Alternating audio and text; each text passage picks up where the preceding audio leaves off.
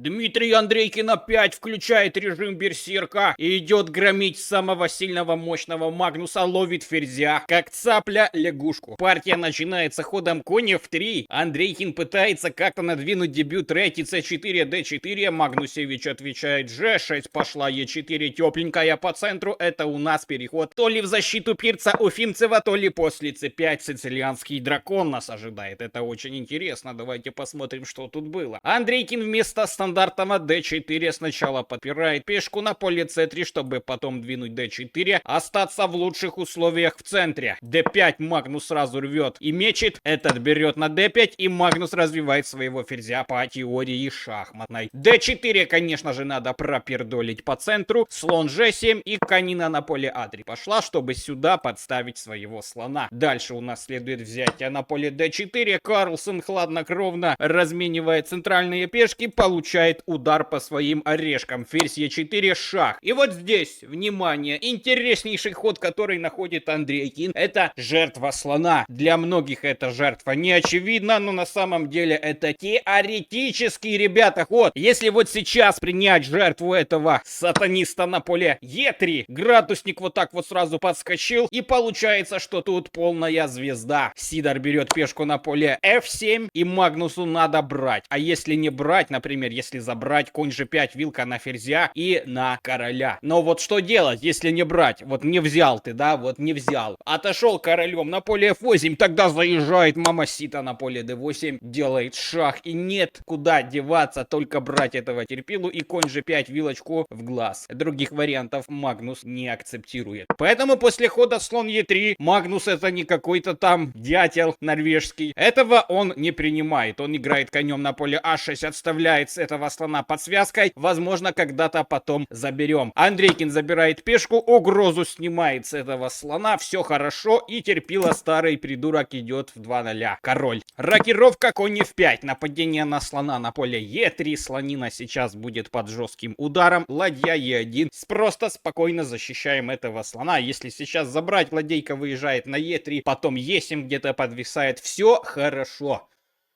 Отводит своего ферзя Магнус Карлсон. Ладья c1, вскрытый ход, вскрытый шах. Забрать этого просто слона потом. Поэтому надо слоном куда-то сдрыснуть. Конина под боем на поле e3. Слон g5 пошел. Нападаем на пешку e7. Ладьей угрожает ход g4. Прогнать защитника поля e7, чтобы потом засандалить сюда ладью. a6 пошел вон. Слон f4 легенько отступил. Андрейкин желает двинуть слона на поле e5, чтобы предложить размен единственного из защитников вот этого вот черного короля. А ты, если первый раз встречаешь меня у себя на экране, можешь подписаться на мой канал и влепить жирнющий лайк этому видео, ведь Андрейкин здесь постарался, а теперь стараюсь я. Конина пошла на c6, d5 поехал вперед, как пьяный таксист на кирпичик. Конина на d4 заскакивает, предлагает Андрейкину разменяться на поле d4, разменялся и заезжает тяжелый белый шкаф на поле e4, чтобы пропердолить коня на поле d4, выиграть две фигуры за одну ладью. Это выгодно. Отступает коник сюда назад, и вот внимание, у Андрейкина находится возможность поймать ферзя Магнуса Карлсона. Вот для тебя сейчас задача подумать, поставить видео на паузу. Тактический момент за белых, ловля ферзя Магнуса Карлсона. Вы себе даже представить не можете, что это означает. Если у тебя есть хотя бы капелька серного вещества в мозгу, ты должен это находить. А если не нашел, я тебя поздравляю. Я тебе покажу. Не расстраивайся, а подписывайся и будем умнеть вместе. Слон b5 сначала. Нападаем на слона. Пошла ферзя куда-то. Сюда нельзя, тут пешка. Сюда нельзя, тут слон. Можно ударить. Ударишь ты, что конь заберет просто. Остается только поле d8. Отступает на поле d8. И дальше следует следующий ход. Во как. Сладкий хоботочек на поле c7. Нападает на ферзя. И у ферзя нет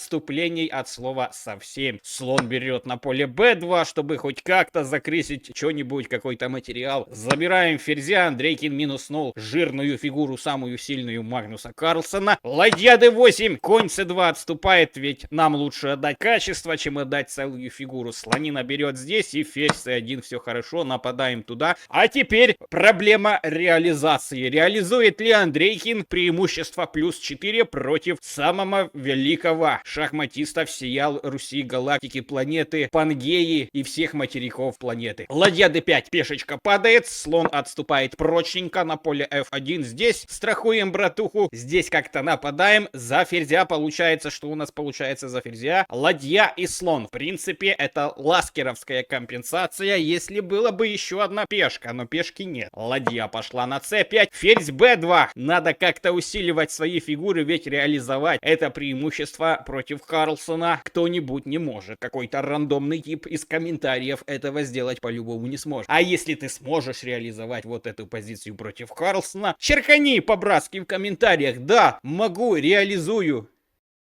Слонина на e6. Магнус пытается как-то выдернуть свои фигуры, ведь без ферзя он играл против гири. Есть видео на канале, можешь также оценить. Он без ферзя гирю там растоптал. Но Андрейкин это не гиря. Андрейкин это Андрейкин. Он бьет ладьей на поле e6, делает Магнусу вот такой полупокерный светлофор. Забрал сдвоенные пешки, получил конь d4. Давай поменяемся, чтобы получить чистого ферзя за ладью и коня. g4 пошел вперед, конь d4, ферзь d4. Теперь ферзь и слон против двух ладей. Но есть нюанс. Против нас играет Магнус Карлсен. Ладья c8 и король g2. Пошла конина. Преимущество Андрейкина увеличивается, как график биткоина в 2017 году. b6 укрепился и слон d3. Угрожает ферзь e4 заехать ему на g6 в чресел. Пощекотать вот этого старого, вонючего, небритого. e5 пошел затыкать вот эту вот всю энциклопедию шахматных полей. Ферзь e3 нападает на пешечку а6, и король должен как-то пододвигаться. Пододвигается король. Если у тебя возникают вопросы, когда была сыграна партия, смотри вниз под шахматную доску и прочитай. h4 пошла пешка вперед. Намутить надо какую-то атаку. Ладья d8 и ферзь e4 на g6 присосались. Ладья d6 защитились. Теперь можно h5 в принципе пихнуть, что и делает Дима Андрейкин. gh. На! Ферзь h7 пошел на f8. Слон g6 угрожает мат просто в один ход. Магнус решил пропердолить слонину на поле g6, чтобы матом там не пахло. Забрал на g6 hg, и Магнус с ладьей против ферзя продолжает сопротивление против Гросса. Какой он там по счету сейчас, Андрейкин? 14-й, 20-й, 25-й? Не знаю, можешь написать. Ферзь h6. На!